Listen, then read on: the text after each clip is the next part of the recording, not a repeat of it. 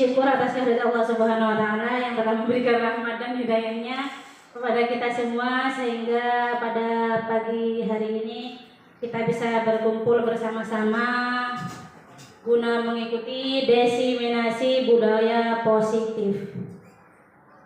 Sebelumnya saya mengucapkan yang terhormat Ibu atau Bapak Kepala Sekolah SMP 5 Lumbang 1 Atap beserta Dewan Guru sekalian yang berbahagia. Baiklah Bapak Ibu, langsung saja mungkin sebelum saya mempresentasikan atau mengimbaskan budaya positif pada pagi hari ini, mungkin ada pengarahan atau sambutan dari Ibu Kepala Sekolah atau yang mewakili kepada yang terhormat Bapak Ridho, kami persilahkan.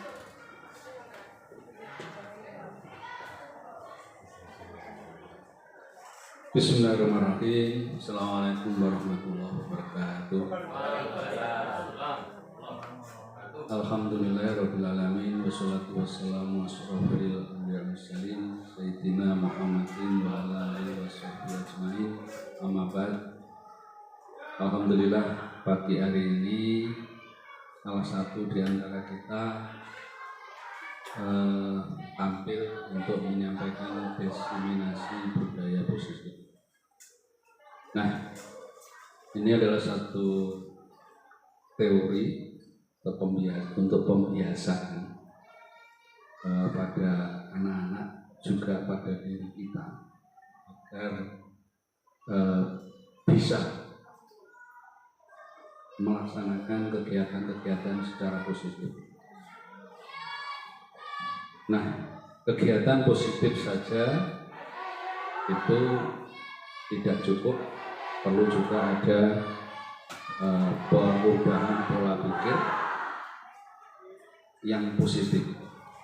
Jadi apapun kondisi yang ada di sekitar kita, itu kita sikapi dengan positif.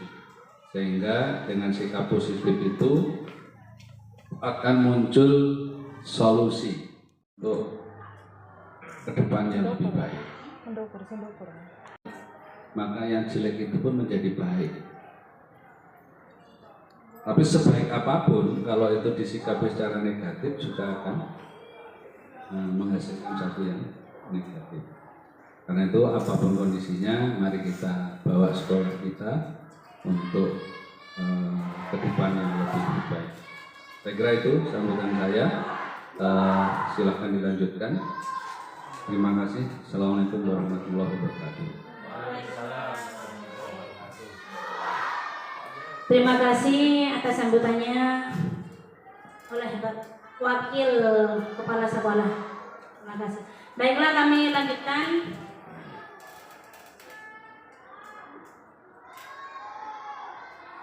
Di sini saya akan mengenalkan dulu, Bapak. Di sini saya dari CGP Angkatan 11 dari kelas 283A. Kabupaten Probolinggo dengan fasilitator Bapak Susunggianto dari Malang, dan pengajar praktik saya adalah Bu Eka Norma Yulita dari SDN Tandon Sentul 1, dan saya sendiri Tumiaya CGP Angkatan 11 dari SMP 5 Lumbang. Di sini saya akan mempresentasikan modul 1.4 budaya positif. Nah, sebelum saya melanjutkan, mungkin ada bayangan atau pemahaman dari Bapak Ibu sekalian mengenai budaya positif. Mungkin Pak Mursid, kira-kira budaya positif itu seperti apa sih yang Pak Mursid pahami selama ini? Terima kasih atas waktu yang diberikan kepada saya. Menurut pemahaman saya, ada kata budaya. Yang namanya budaya itu berasal dari kata dasar budi dan daya. Budi itu adalah baik, daya itu suatu kekuatan yang baik yang seharusnya itu dijadikan suatu kebiasaan. Kalau sudah menyangkut budaya positif, berarti sesuatu yang baik yang harus lebih baik lagi gitu. Sehingga kalau sesuatu yang baik jadi kebiasaan, maka sesuatu yang baik akan meningkat, baik itu secara nilai spiritualnya, baik itu secara eksplisit maupun secara implisit atau dari segi psikologinya, maka hal yang baik akan menjadi lebih baik. Sehingga banyak slogan yang sering kita dengar atau kita lihat, budayakan yang baik, atau ayo yang baik dibudayakan, kan gitu ya. Yang baik dibiasakan atau biasakan yang baik, kan gitu. Terima kasih. Oke, terima kasih Pak Mursyid atas pemaparannya tentang budaya positif. Tepuk tangan dulu untuk kita semua. Kami lanjut ya. Itu tadi tentang budaya positif yang dipaparkan oleh Pak Mursyid. Mungkin yang lain ada yang mau menambahkan? Pak Yudha, Pak Andi, Bu Yuli? Sudah? Cukup dari Pak Mursyid saja? Nah, kita akan membacakan dulu agenda kita pada pagi hari ini. Gitu. Yang pertama adalah pembukaan yang sudah kita lalui tadi. Kemudian yang kedua adalah tujuan diseminasi. Yang ketiga pemahaman inti. Yang keempat eksplorasi konsep. Dan yang terakhir adalah refleksi. Baiklah, kami lanjut. Nah, sebelum saya menjabarkan lebih jauh tentang budaya positif, kita semua akan membuat kesepakatan kelas terlebih dahulu. Kira-kira sebelum dilanjut, kira-kira kesepakatan kelas seperti apa yang kita harapkan ke depannya? Monggo Pak. Ayo Pak, kesepakatan kelas bisa dipilih. Boleh makan dan minum. Gimana kesepakatannya? Aktif mendengarkan, Bu. Oke, aktif mendengarkan yang pertama. Yang kedua, Bertanya tentang materi. ya. Selanjutnya bebas berpendapat. Pak Mursyid monggo. Bisa 4? Apa 3 saja? Jadi 3 saja deh. Yang tadi aktif mendengarkan, kemudian bebas berpendapat, kemudian bisa bertanya tentang materi. Jadi itu kesepakatan yang akan kita laksanakan selama sesi ini berlangsung. Nah, ini dia tujuan diseminasi hari ini. Ada 6 Bapak Ibu. Yang pertama, apa bisa dibaca dengan jelas Bapak Ibu? Coba sebutkan Pak Mursyid tujuan kita yang pertama. Baca.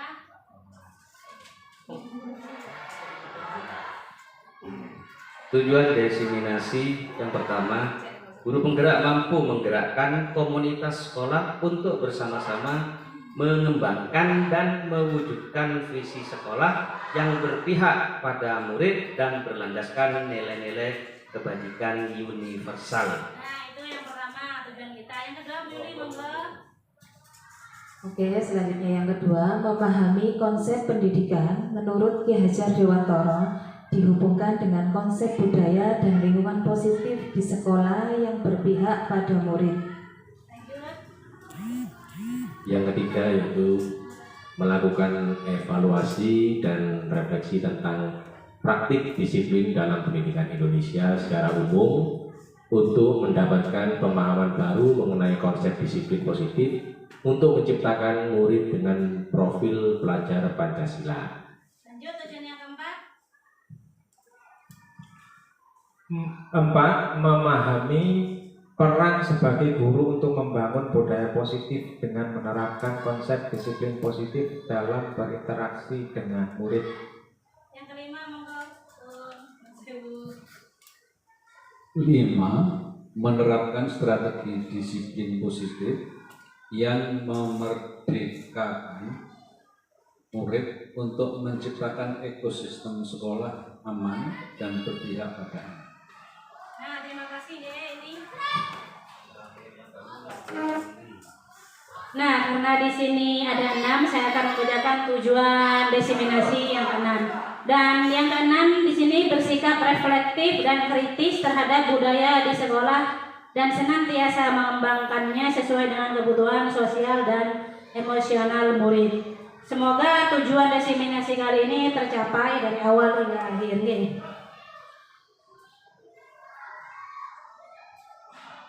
Nah, di sini ada pertanyaan pemantik Bapak Ibu guru sekalian ini hanya perlu menjawab setuju atau tidak setuju. Yang pertama di sini ada 3 ya. Yang pertama, hukuman dapat mendisiplinkan anak. Gimana? Nah, selanjutnya pemberian hukuman dengan hal positif seperti membaca atau membersihkan halaman sekolah dapat meningkatkan disiplin anak. Gimana Bapak Ibu? Pak Andi dan Pak Yuda tadi belum menjawab. Ini setuju atau tidak? Nanti Pak Yuda yang nomor 3. Kalau saya setuju Bu. Kalau yang memang hukuman itu kelihatannya menyenangkan. Nah, tapi kalau ini hukumannya positif, saya setuju kalau hukumannya positif. Karena membersihkan halaman itu positif. Nah, nanti halaman jadi bersih. Nah, itu menurut saya. Saya setuju kalau hukumannya positif. Oke, terima kasih. Karena personil kita memang sedikit, jadi kita bagi saja nih. Tadi setuju. Karena hukuman yang nomor 2 ini sifatnya positif ya.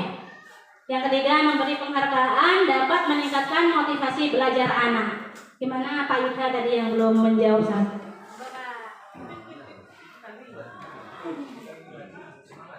Untuk memberi penghargaan dapat meningkatkan motivasi belajar anak. Saya setuju, senyampang hal tersebut bisa meningkatkan kualitas anak didik kita, saya setuju.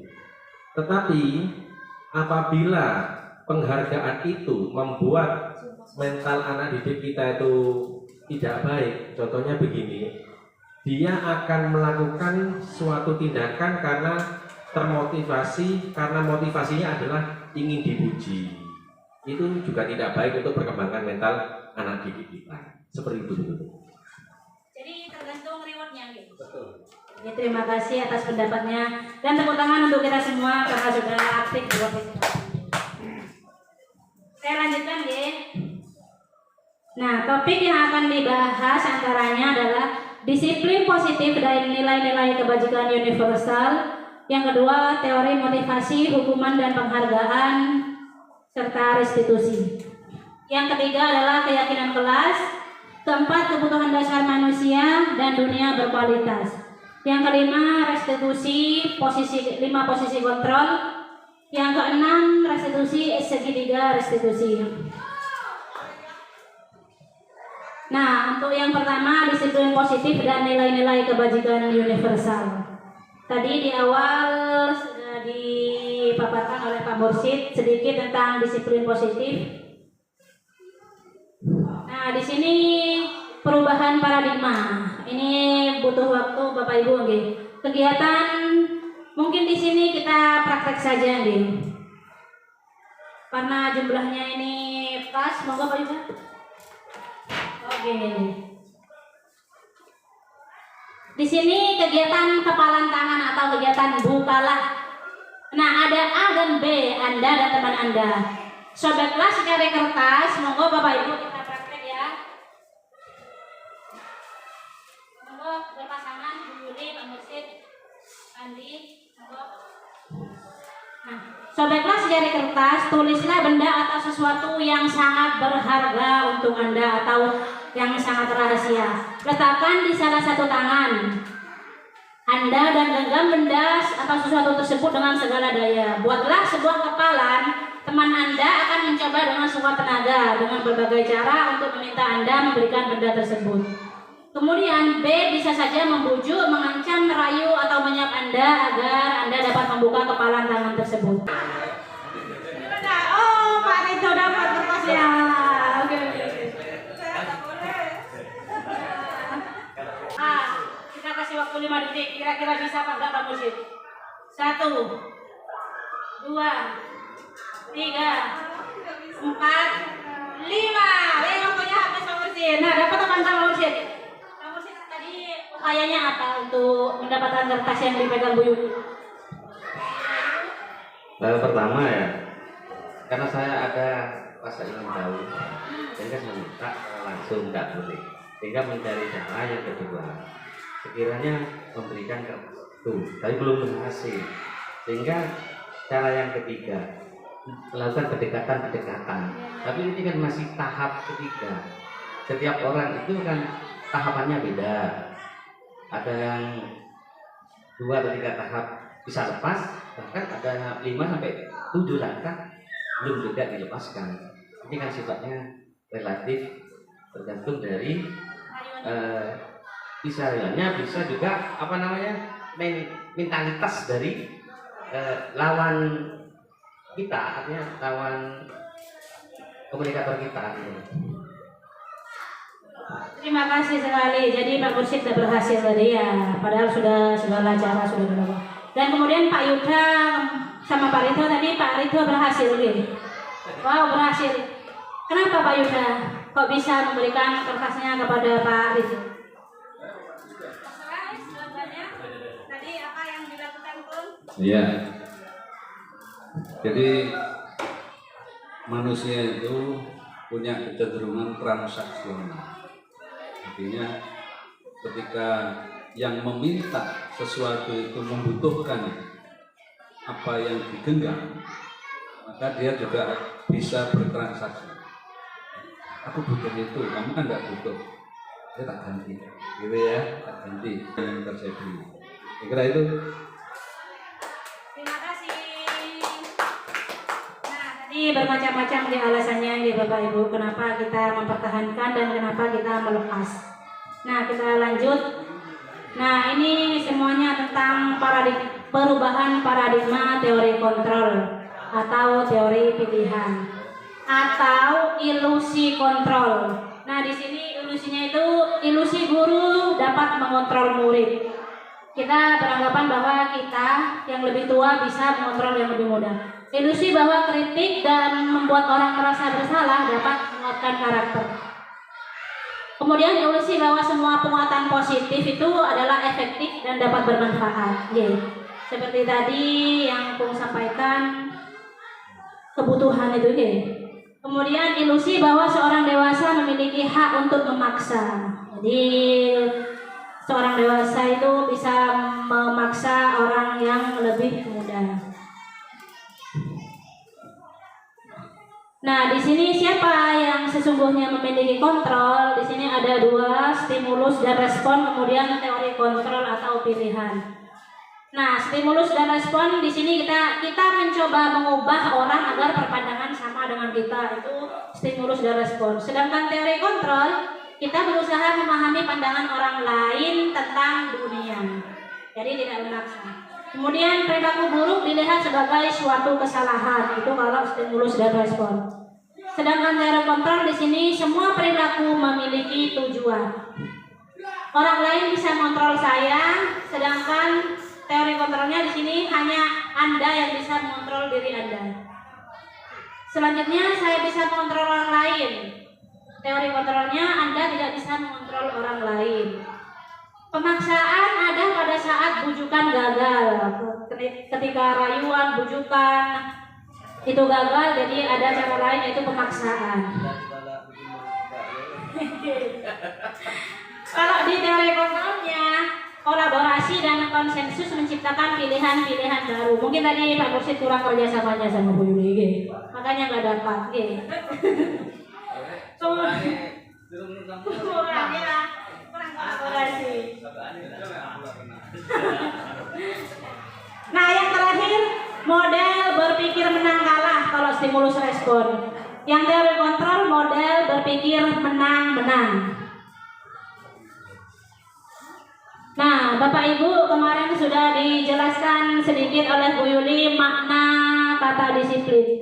Nah, sebenarnya yang Bapak Ibu ketahui awal mula itu disiplin itu gimana sih? Ada yang bisa memberikan pemaparan disiplin? Kalau menurut Pak Mursyid itu gimana? Mengenai disiplin itu lebih kepada tepat pada waktunya. Kalau sudah pas dongnya gitu ya harus dilakukan. Karena kalau melenceng sedikit tidak iya, karena melenceng di sini. Jadi intinya tuh tepat pada sasarannya, tepat pada waktunya. Kalau di luar itu berarti tidak disiplin ya. Jadi menurut Pak Mursyid itu tepat pada waktunya dan pada saatnya gitu. Di luar itu berarti tidak disiplin. Nah, di sini sebenarnya kata disiplin itu berasal dari bahasa Latin disiplina yang artinya belajar.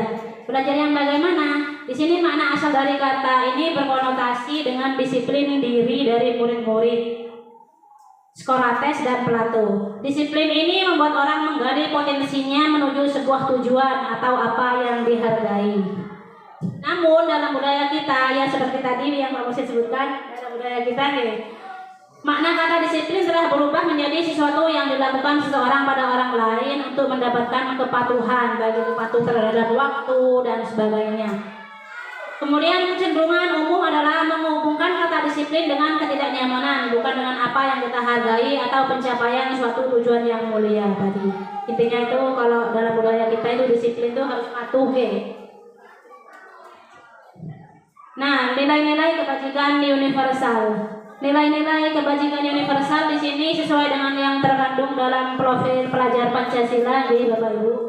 Nah, ini berdasarkan pendapat beberapa ahli di sini, setiap perilaku perbuatan memiliki satu tujuan. Ini pendapatnya Dr. William Glasser pada teori kontrol 1984. Kemudian yang kedua, dengan menaikkan nilai-nilai kebajikan yang diyakini seseorang, maka motivasi intrinsiknya akan terbangun, sehingga menggerakkan motivasi dari dalam untuk dapat mencapai tujuan mulia yang diinginkan.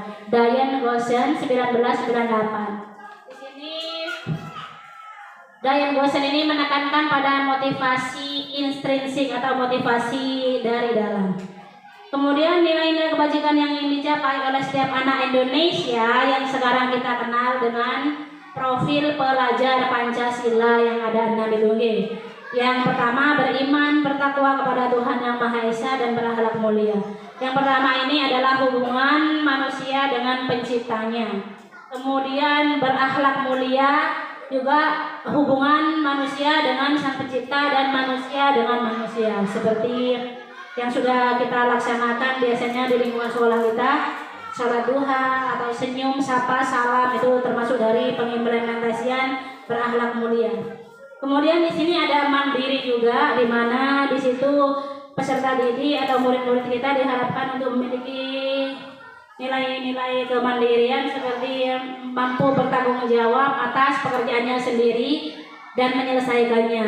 Kemudian bernalar kritis. Kemudian berkebinekaan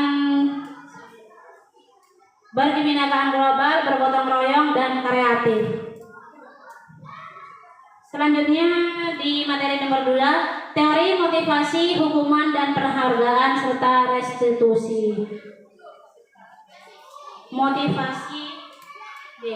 Teori motivasi atau perilaku manusia.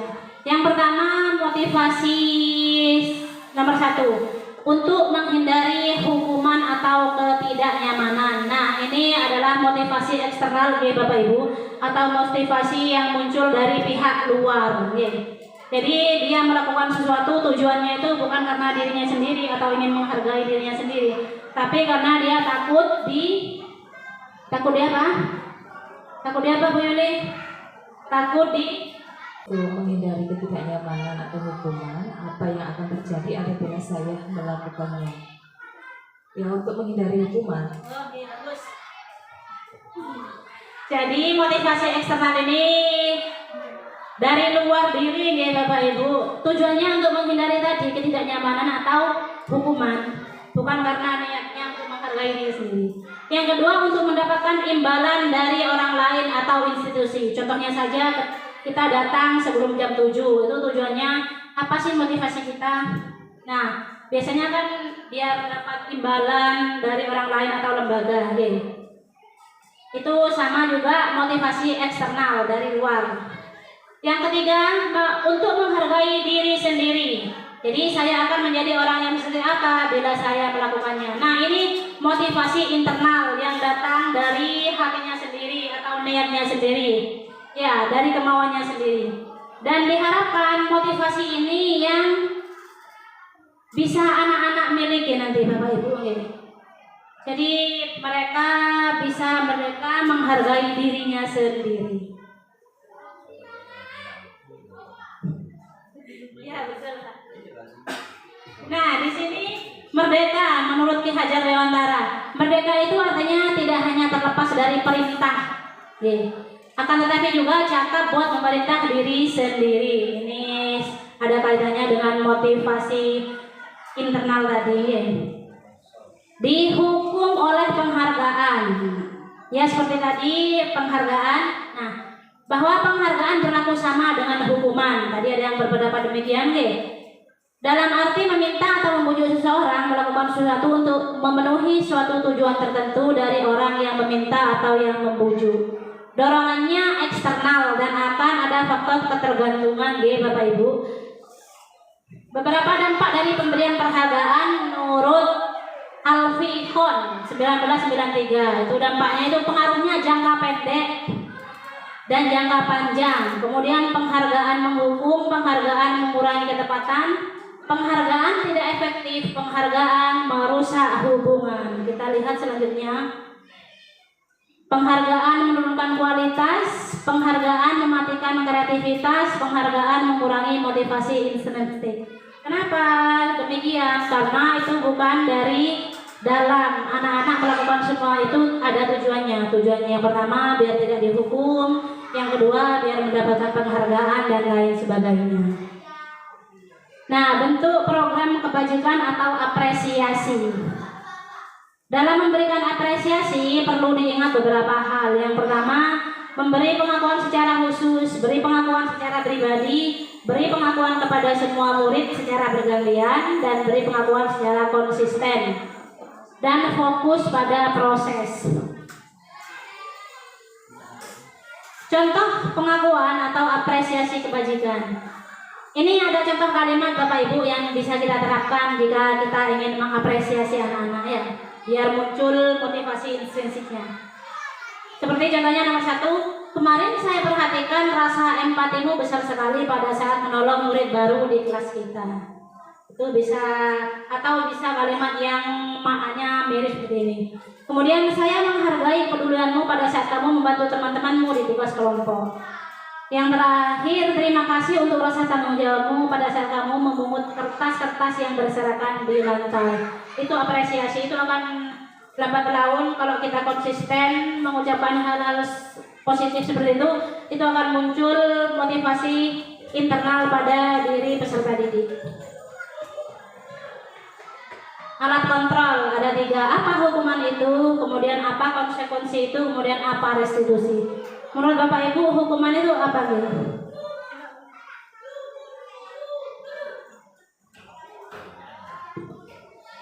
Hukuman itu kan suatu sanksi yang dibebankan pada seseorang. Teman saya, itu ya. Konsekuensi itu adalah risiko yang akan diterima dari Bapak itu kan. Itu kembali restitusi kembali kepada sesuatu apa? Problem solvingnya. Terima kasih sekali nih Pak Mursyid, tadi sudah menjelaskan tentang hukuman, jadi apa yang harus diterima jika melanggar sesuatu. Kemudian konsekuensi juga adalah dampak yang harus diterima juga. Restitusi adalah problem solving menurut Pak Mursyid. Nah, perbedaan hukuman dan konsekuensi. Di sini kalau hukuman sesuatu yang menyakitkan harus terjadi. Ya. Kalau konsekuensi sesuatu harus terjadi. Membuat anak sakit fisik maupun hati untuk jangka waktu lama itu hukuman, ya. Membuat anak merasa tidak nyaman dalam jangka waktu pendek itu konsekuensi. Anak membenci kedisiplinan, hukuman.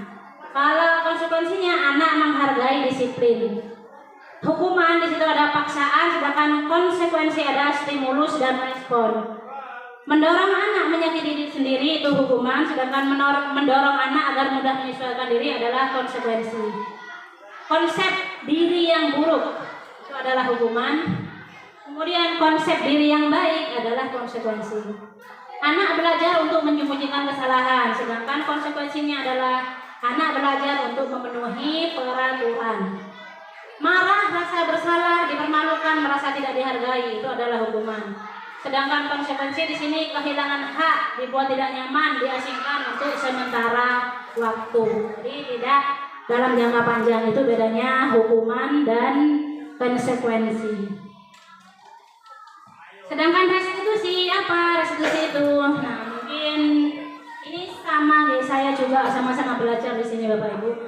Apa restitusi itu? Restitusi itu adalah proses menciptakan kondisi bagi murid untuk memperbaiki kesalahan mereka, sehingga mereka bisa kembali pada kelompok mereka dengan karakter yang lebih kuat. Restitusi juga merupakan proses kolaboratif yang mengajarkan murid untuk mencari solusi untuk masalah mereka dan membantu murid berpikir tentang orang seperti apa yang mereka ingin menjadi atau tujuan murid dan bagaimana mereka harus memperlakukan orang lain. Gosen 2024 itu pendapatnya ahli. Jadi betul sekali ya yang dikatakan oleh Pak Mursi tadi, ini merupakan problem solving, pemecahan masalah, di mana dalam restitusi ini baik peserta didik yang melakukan kesalahan di sini akan dibimbing oleh guru untuk mencari solusi dari permasalahan tadi. Jadi tidak serta-merta menghukum gitu. Ya ini seperti tadi ya Bapak Ibu, cuma dalam ringkasannya saja, jadi saya skip aja. Ciri-ciri restitusi ada 9, bukan untuk menebus kesalahan, namun untuk belajar dari kesalahan. Kemudian memperbaiki hubungan, tawaran bukan paksaan. Restitusi menuntun untuk melihat ke dalam diri. Restitusi mencari kebutuhan dasar yang mendasari tindakan. Apa sih yang membuat anak itu melakukan hal seperti itu atau hal buruk seperti itu? Pasti ini ada alasannya dan ada kebutuhan yang tidak bisa dipenuhi. Kemudian yang keenam, restitusi diri adalah cara yang paling baik. Restitusi fokus pada karakter bukan tindakan. Jadi restitusi fokus pada solusi, kemudian mengembalikan murid yang berbuat salah pada kelompoknya. Jadi tidak menghilangkan harga diri dari murid tersebut. Nah sekarang keyakinan kelas. Sampai di materi yang ketiga. Kalau apa sih bedanya Bapak Ibu keyakinan kelas dan peraturan kelas? Ada yang bisa? Kalau menurut Pak Yuda, peraturan kelas dan keyakinan kelas itu apa bedanya Pak? Ataukah sama?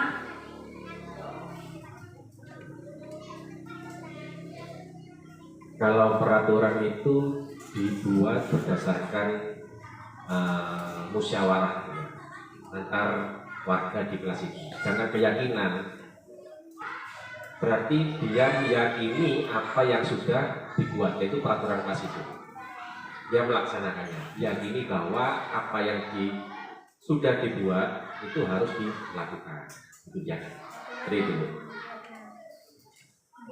Terima kasih nggih. Kita lihat di sini Bapak. Mengapa tidak peraturan saja? Mengapa harus keyakinan? Mengapa kita memiliki peraturan harus menggunakan helm bila mengendarai kendaraan roda 2? Mengapa kita memiliki peraturan harus datang tepat waktu pada saat mengikuti pelatihan dan semacamnya? Ini untuk mendukung motivasi intrinsik, yaitu kembali pada nilai-nilai atau keyakinan-keyakinan yang lebih menggerakkan seseorang dibandingkan mengikuti serangkaian peraturan-peraturan. Ya kurang lebih sama dengan pendapat Pak Yuda tadi. Nah, di sini ada ini ya Bapak Ibu, ada apa ya?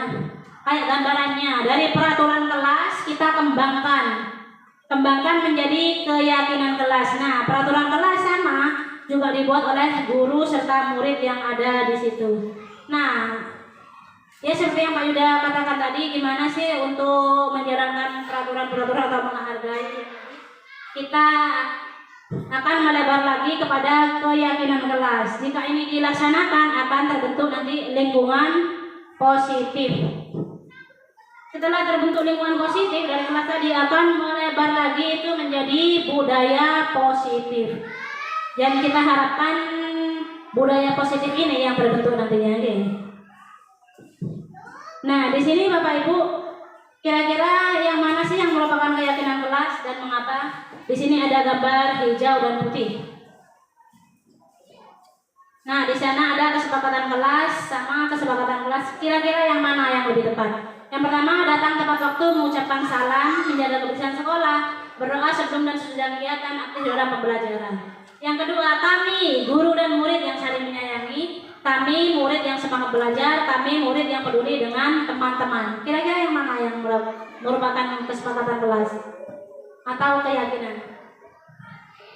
Yang mana? Yang hijau. Oh, yang hijau. Ya, benar sekali ya Bapak Ibu, karena di sini adalah sama sebenarnya pernyataan-pernyataan positif di sini. Tapi kan kalau yang hijau itu datang tepat waktu, itu adalah keyakinan yang akan dilakukan bersama. Okay. Nah, peraturan. Di sini ada peraturan Bapak Ibu. Nah, kira-kira nilai kebajikannya itu apa sih? Selalu kembalikan buku pada tempatnya. Kira-kira nilai-nilai kebajikannya itu apa? Yang pertama, oh, yang pertama itu tanggung jawab. Oke, selalu kembalikan buku kepada tempatnya. Itu tanggung jawab. Kemudian dilarang mengganggu orang lain. Kira-kira nilai kebajikannya apa? Dilarang mengganggu orang lain. Nah, yang paling dekat dia ambil. Dilarang mengganggu orang lain. Kalau yang kata tadi selalu kembalikan buku ke tempatnya adalah tanggung jawab. Saling menghargai atau menghormati. Oke, terima kasih Pak Yuda. Kira-kira hadir di sekolah 15 menit sebelum pembelajaran dimulai. Kira-kira nilai kebajikannya apa? Membentuk mental disiplin. Oke, bagus. Lanjut Ko. Dilarang melakukan kekerasan. Dilarang melakukan kekerasan ini munculnya rasa saling menyayangi. Oke, terima kasih. Dilarang menggunakan narkoba atau lainnya. Oh, kesehatan Bu, ya makanya.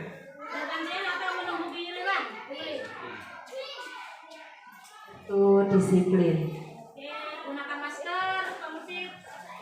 Itu kesehatan dan keamanan, jangan berlari kelas atau koridor juga demi keamanan. Oke, terima kasih teman-teman atas partisipasinya. Kita cek. Nah, betul sekali ya, tadi tanggung jawab, menghormati orang lain dan komitmen, dilarang keselamatan atau menghormati orang lain, kesehatan, menghormati orang lain, bersabar, kesehatan, keselamatan. Ini sebenarnya nilai-nilai kebajikan ini tergantung ya Bapak Ibu, tergantung dari pandangan Bapak Ibu masing-masing.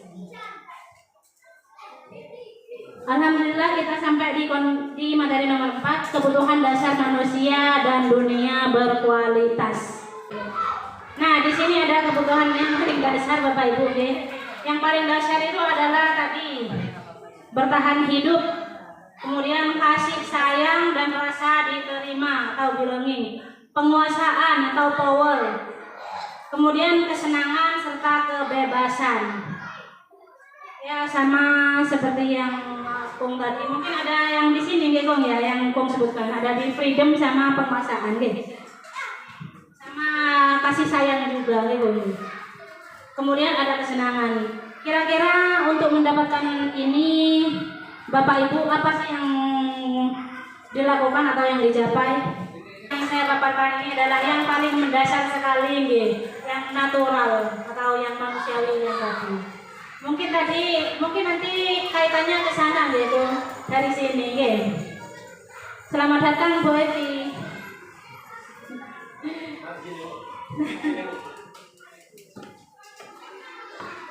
Di sini nyampe ke 5, sudah 5 posisi kontrol. 5 posisi kontrolnya siapa di sini? Kita ya.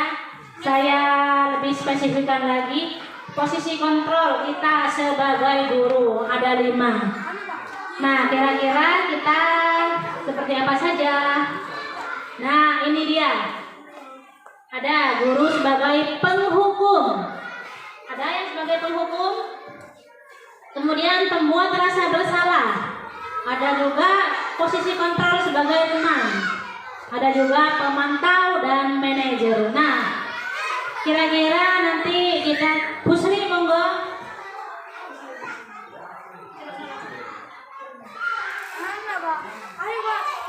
Nah, kita diharapkan berada di posisi yang nomor berapa sih Bapak Ibu yang paling baik itu? Nah, kita saksikan bersama di sini dari kalimat contoh. Ini Bapak Ibu 5 posisi kontrol. Ada penghukum, membuat rasa bersalah, teman, pemantau. Sini kamu. Selamat pagi Bu. Selalu terlambat. Kamu deh, pasti terlambat. Maaf Bu, saya Apa? Apa coba? Alasan kamu apa lagi? Kapan sih kamu tidak terlambat? Malas sekali ya kamu jadi anak. saya Dasar pengawas. Gak Menghati. kapok sih kamu. Sudah berapa kali terlambat? Sana, kamu keliling lapangan basket 2 kali. kenapa saya harus keliling lapangan basket Bu? Kenapa? Kamu melawan ibu. Berani-beraninya jawab. Sudah terlambat, masih berani jawab pula.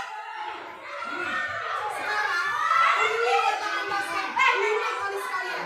Biar kapok. Cepat. Pergi sana ke lapangan basket. Ada yang pernah seperti ini Bapak Ibu?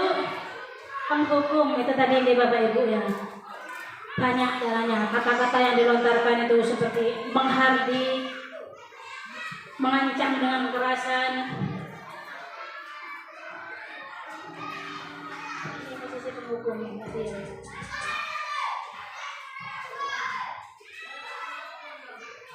Di sini ada posisi pembuat rasa bersalah. Kita lihat. Bisa dikemaskan ini ya.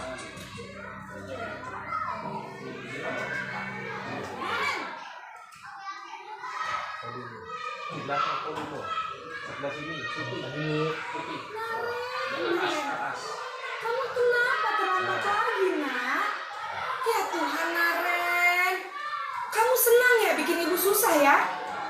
Kalau kamu terlambat lagi, nanti ibu yang ditegur bapak kepala sekolah, nak. Disangka ibu tidak bisa membina kamu. Duh, gimana ini? Lebay. Maaf Bu, Duh, Gusti Naren.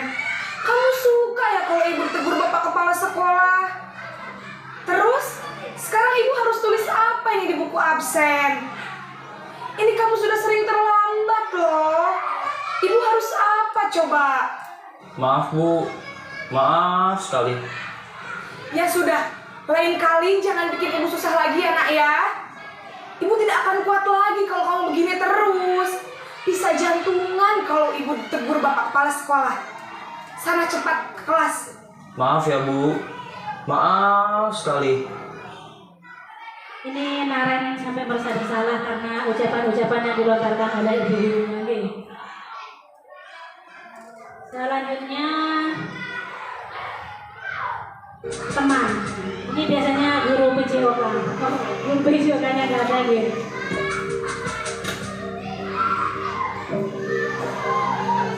Naren!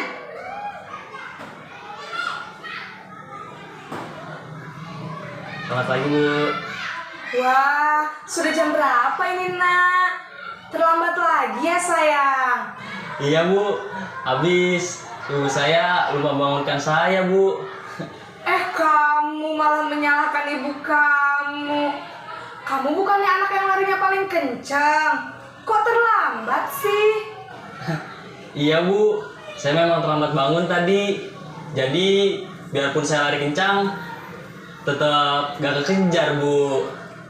Ya sudah sana. Nanti lain kali larinya lebih kencang lagi ya. Biar gak terlambat lagi.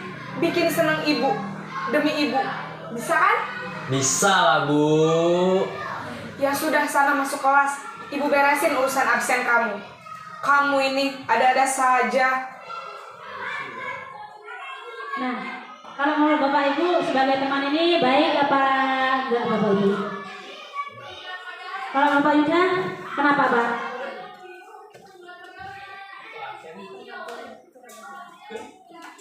Kurang baik Bu, karena akan membuat anak itu kurang memiliki rasa hormat terhadap gurunya karena menganggap dia teman.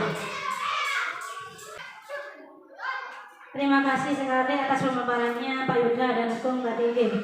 Ini benar-benar harus kita cermati supaya tidak terjadi hal-hal seperti itu.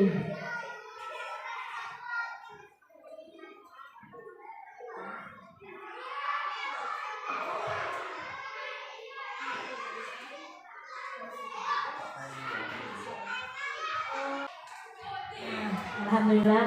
Ini posisi yang keempat Bapak Ibu. Pemantau.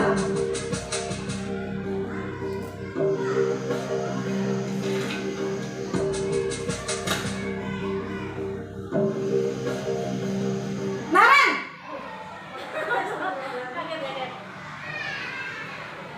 Selamat pagi, Bu. Naren, apa peraturan sekolah kita tentang jam berapa kita harus masuk sekolah, nak? Kita harus di sekolah jam 7, Bu. Iya, betul. Sekarang sudah jam 7.20. Naren sudah tahu konsekuensinya jika terlambat hadir. Paham, Bu. Saya harus tinggal kelas pas jam istirahat selama 20 menit. Iya, benar. Konsekuensinya demikian. Jadi nanti jam 9.30 pas istirahat, kamu harus tinggal di kelas, kerjakan tugas tambahan untuk ketertinggalan kamu, ya? Baik, Bu. Ini pemantau Bapak Ibu. Baiklah, menurut kamu, keyakinan sekolah yang mana yang perlu kamu tingkatkan? Menghargai diri sendiri dan orang lain mungkin ya, Bu. Setuju. Jadi, apakah Naren meyakini prinsip saling menghormati tersebut? Iya, Bu. Saya meyakininya. Apakah Naren bersedia memperbaiki masalah keterlambatan ini? Bersedia, Bu. Bagaimana kamu akan perbaiki masalah keterlambatan ini? Saya akan coba untuk tidak lupa menyetel alarm saya, Bu. Baik, kalau Naren lupa menyetel alarm di rumah, ada orang yang kira-kira bisa bantu mengingatkan tidak? Ada, Bu. Kakak saya, Kak Emma. Ada lagi selain Kak Emma? Selain Kak Emma, ada ibu saya. Baik, jadi yang mengingatkan Naren adalah Kak Emma dan ibu kamu ya? Kira-kira akan mulai setel alarm kapan nih, Naren? Setelah pulang sekolah, akan segera saya lakukan. Baik, jadi Naren akan setel alarm untuk bangun besok pagi dan akan diingatkan oleh kakak dan ibunda Naren ya. Ada lagi yang mungkin perlu dilakukan, Naren? Agar tidak terlambat bangun lagi. Tidak ada, Bu. Baik, Naren. Terima kasih untuk kerjasama kamu. Sekarang kamu perlu kembali ke kelas untuk belajar. Baik, Bu. Terima kasih. Nah, itu yang terakhir Bapak Ibu sebagai manajer. Dan di sini sebagai manajer ini guru diharapkan mampu menerapkan segitiga restitusi dalam pemecahan masalah. Jadi tidak serta-merta menghukum, tapi dia menstabilkan identitas dulu, kemudian memvalidasi tindakan kenapa dia melakukan itu, mencari solusinya, kemudian menanyakan keyakinan.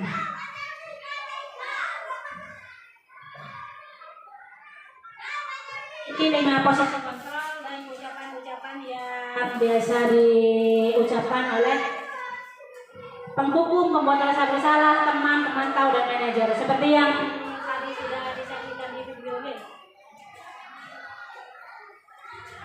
Halo. Selanjutnya.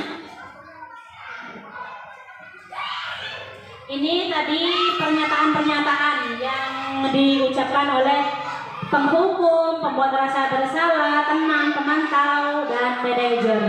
Seperti saya kecewa sekali dengan kamu, ya seperti yang ada di video tadi, Bapak Ibu. Kemudian bergerak antara peraturan, pemantau, konsekuensi atau hadiah, dan nilai-nilai manajer dan memperbaikinya. Kalau kamu tidak, saya akan, nah biasanya ini ya, diberi konsekuensi untuk membuat tidak nyaman. Yang di sini nilai-nilai manajer atau memperbaikinya. Apa yang kamu yakini, bagaimana kamu memperbaiki masalah ini. Jadi bersama-sama mencari solusinya antara guru dan murid. segi 3 restitusi. Ada tahapan-tahapannya nggih, seperti yang dilakukan tadi, yang dilakukan oleh posisi kontrol manager. Ada 3 nggih Bapak Ibu, menstabilkan identitas, validasi kebutuhan, menanyakan keyakinan. Di sana tadi validasi validasi tindakan yang salah. Apa sebabnya dia terlambat tadi ke?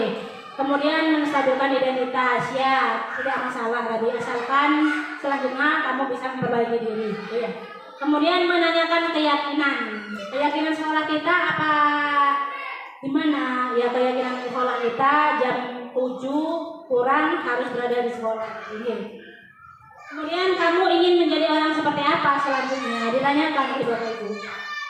Untuk yang menstabilkan identitas, setiap orang pasti pernah melakukan kesalahan atau kamu bukan satu-satunya yang pernah melakukan ini. Untuk validasi kebutuhan, kamu tentu punya alasan mengapa kamu melakukan ini. Begitu deh. Selanjutnya, untuk membuat anak yang merasa gagal karena berbuat salah menjadi positif terhadap dirinya. Guru berkata, berbuat salah itu hal yang manusiawi, itu menstabilkan identitas. Tidak ada manusia yang sempurna, atau bisa kata-kata yang maknanya sama seperti itu deh.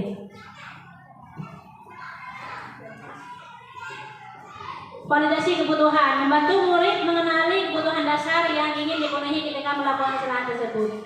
Jadi pada dasarnya setiap tindakan manusia tujuannya adalah memenuhi kebutuhan dasar. Jadi pasti ada alasan di balik perbuatannya itu. Mungkin ada kebutuhan yang tidak dipenuhi, ya. Bisa penguasaan, kebebasan, kasih sayang, dan rasa diterima.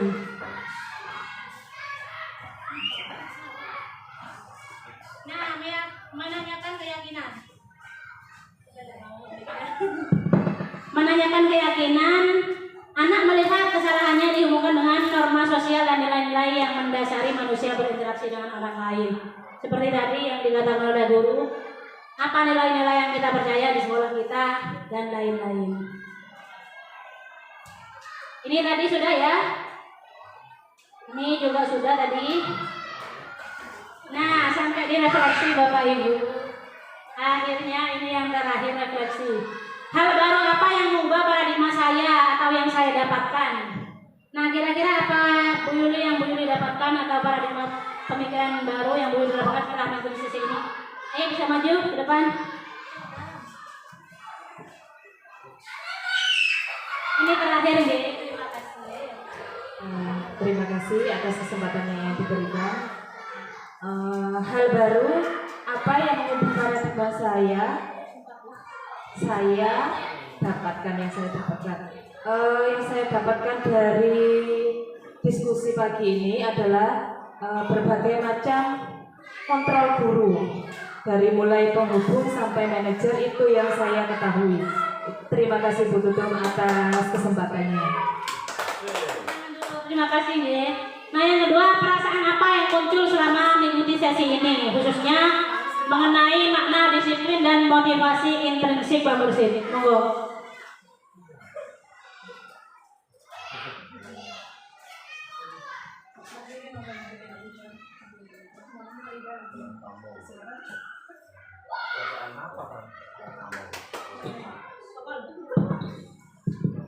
Perasaan apa yang muncul selama mengikuti sesi ini khususnya mengenai makna disiplin dan motivasi intrinsik?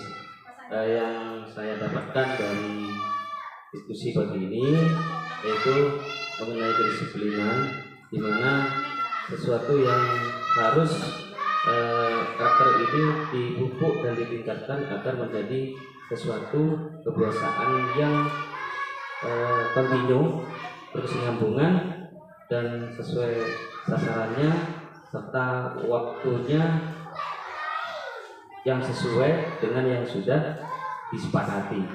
Kemudian motivasi intrinsiknya yaitu di sini kita atau murid kita supaya menjadi insan yang menghargai diri sendiri, juga menghargai orang lain.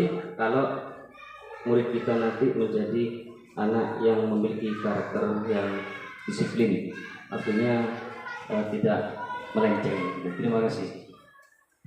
Terima kasih banyak ya Pak Mursid.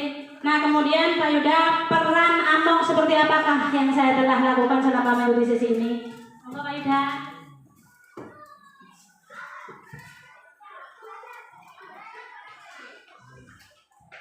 Dari 5 posisi kontrol yang sudah dipaparkan tadi, selama ini ternyata masih saya ada di posisi penghukum, Mas Ibu. Di posisi itu. Tapi yang saya inginkan adalah ingin menjadi di posisi manajer sehingga bisa mengayomi murid-murid kita nantinya. Demikian itu. Kemudian selanjutnya saya akan menjadi Among yang seperti apa setelah mengikuti sesi ini. Mungkin Bu Evi mungkin? Oh, nggih. Terus kepala badan. Monggo, Kong. Saya akan menjadi Among yang seperti apa setelah mengikuti sesi ini. Jadi sebenarnya tadi sudah dijawab oleh Pak Yuda ya. Jadi, guru itu sebetulnya adalah juga menjadi seorang manajer di kelasnya. Jadi menjadi manajer di kelasnya. Jadi ketika masuk kelas maka posisinya menjadi seorang manajer. Ya. Jadi berpindah-pindah tadi di kelas. Terus kemudian juga yang paling penting lagi itu mengubah mindset. Jadi kalau orang dulu itu nggak boleh anak kecil itu dikudang, ya itu dengan yang baik-baik. Jadi misalkan lu cantik nggak boleh, nggak boleh itu kowelek kan gitu ya. Jadi itu budaya kita. Zaman dulu. Sekarang masih ada, ya, masih ada itu. Nah ini mainstream ini harus diubah. Mainstream ini harus diubah. Ya, mainstream itu harus diubah. Jadi kita harus mengubah kepada sesuatu yang baik. Jadi meskipun mungkin hitam dulu cantik, itu kan tetap harus dibesarkan itu. Jadi mainstream ini harus diubah. Kenapa? Karena mainstream itu mulai kecil sudah seperti itu. Nanti ketika gede bahkan menjadi guru, mindset atau pola pikir negatif itu ada. Ya, contoh yang bisa kita lihat itu dalam menyikapi hidup yang muncul di kita itu seringnya itu sambat. Jadi ada kekurangan dikit sambat, susah sedikit sambat, sekolah nggak ada alatnya sambat, terus ini sambat. Padahal itu harus disikapi positif sehingga ketika kita menemukan kekurangan itu solusinya harus seperti apa ya. Jadi ketika misalnya butuh alat peraga, kita tidak punya peraga apa yang bisa saya tampilkan. Nah ini solusi itu kita bawa ke dalam kelas. Jadi sebagai manajer tadi, jadi solusi. Jadi tidak selalu berpikir negatif. Ya. Jadi misalkan sudah ada perangkat ini LCD macam-macam itu, terus kemudian ketika kita membutuhkan karena berpikir negatif tadi, Pak Eko gak ono gitu ya.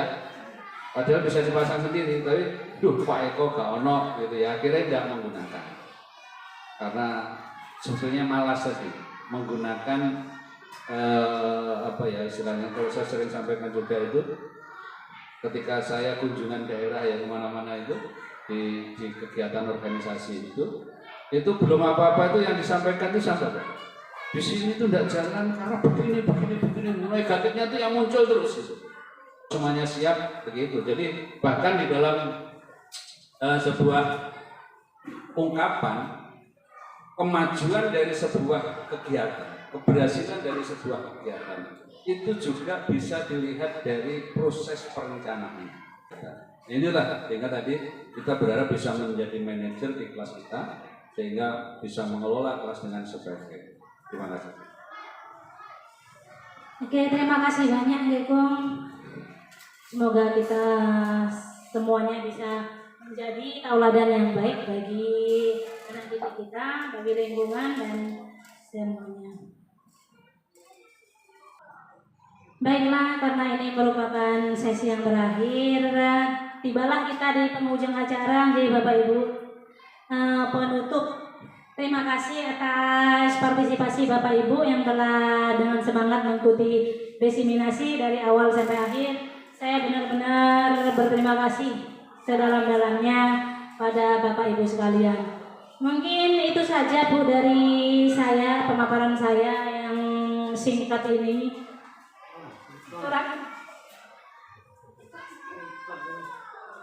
Kurang lebihnya mohon maaf dan terima kasih atas partisipasi teman-teman.